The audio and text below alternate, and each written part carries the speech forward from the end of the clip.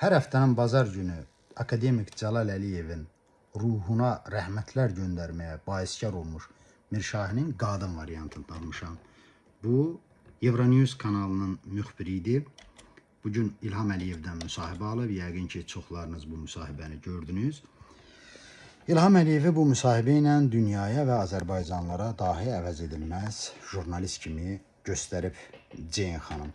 Mən bu Ceyn xanım haqqında bir araşdırma apardım və məndə heç bir şübhə yaranmadı ki, bu Azərbaycan hakimiyyət tərəfindən ələ alınmış bir jurnalistdir. Ceyn xanım Euronewsun Yaxın Şərq üzrə hansısa bürosuna rəhbərlik edir. Keçən ilin yayında Azərbaycan hökuməti onu Şuşada keçirilən media forumuna moderator kimi təyin edilmiş, gətirilmiş, orada aparıcılıq eləyib və bugün də dediyim kimi İlham Əliyevə bərri bəzəkli suallar verdi.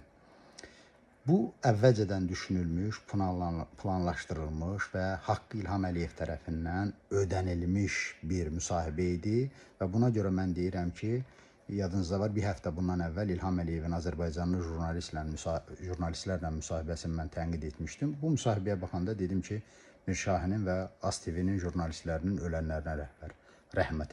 Çünki bu xanım elə gülməli, elə süni suallar verirdi ki, adam cavab tapmağa və yaxud da reaksiya verməyə çətinlik çəkirdi. Azərbaycanda siyasi məhbusların sayı 400-ə gəlib çatıb.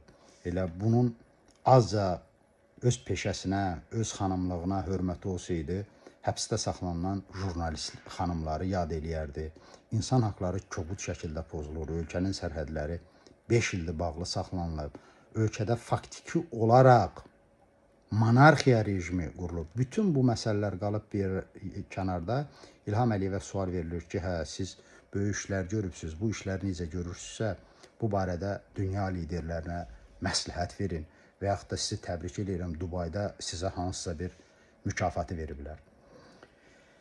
Deməli, müsahibə dediyim kimi ASTV-də, Azərbaycan kanallarında 10 dəqiqə yayımlanıb, amma Euronews onun cəmi 3 dəqiqəsini verib. Bu da təsadüfi deyil. Bu ixtisar, bu montaj, belə deyək, qəddar montaj təsadüfi baş verməyib. Bunlar əvvəlcədən razılaşıblar ki, sizi Euronewsun fonunda İlham Əliyev gözəl göstərmək üçün bir müsahibə hazırlayaq, onun bir hissəsini kanal üçün verək.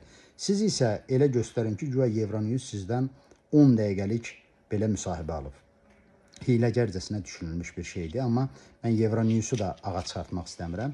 Euronewsun da Azərbaycan hakimiyyəti ilə çirkin, çirkli, şübhəli bir əməkdaşlığa getdiyi şübhə doğurmur. Ötən ilin noyabrında Euronews